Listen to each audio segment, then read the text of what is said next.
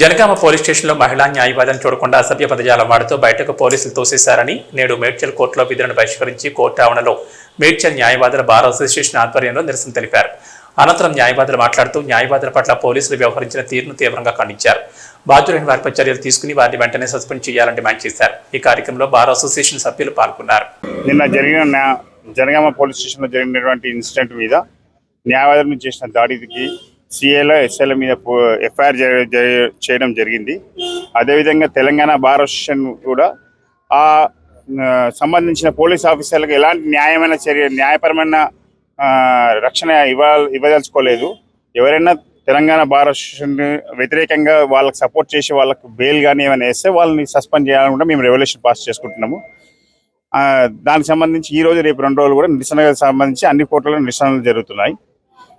మీరు దానికి భాగంగా మేడ్చల్ కోర్టులో కూడా నిరసన ఈరోజు చేస్తున్నాం.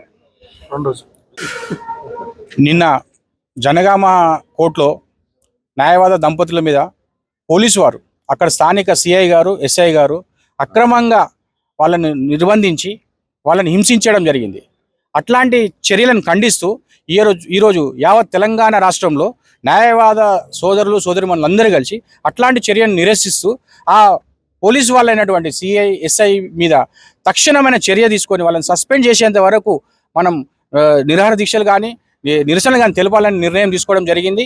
స్థానిక బార్ అసోసియేషన్లు అలాగే ఫెడరేషన్ ఆఫ్ బార్ అసోసియేషన్ల వారు ఆదేశాల మేరకు ఈరోజు మేడ్చల్ మల్కాజ్గిరి జిల్లాకు సంబంధించినటువంటి న్యాయవాదులు అందరూ కూడా ముక్కుమ్మడిగా ఈరోజు మరియు రేపు అనగా ఈరోజు 8 రేపు 9వ తారీఖున నిరసనలు తెలపాలని వాటిని నిరసించాలని వాళ్ళ మీద ఆ పోలీస్ అధికారుల మీద కఠినమైన చర్యలు తీసుకొని వాళ్ళను ఉద్యోగం నుంచి సస్పెండ్ చేసే వరకు ఇట్లాంటి కార్యక్రమాలు చేయాలని నిర్ణయించడం జరిగింది.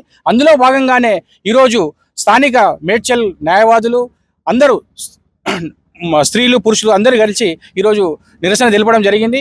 నిరవధికంగా మా విధులను కూడా బహిష్కరించడం జరిగింది. అందులో భాగంగానే అందరూ సహకరించిన మా న్యాయవాదులందరికీ పేరు పేరున ధన్యవాదాలు తెలుస్తూ అక్కడ జరిగిన జనగామాల న్యాయవాద దంపతులకు న్యాయం జరిగే వరకు ఇలాంటి నిరసనలు తెలుపుతూనే ఉంటామని తెలియజేయడం జరుగుతుంది.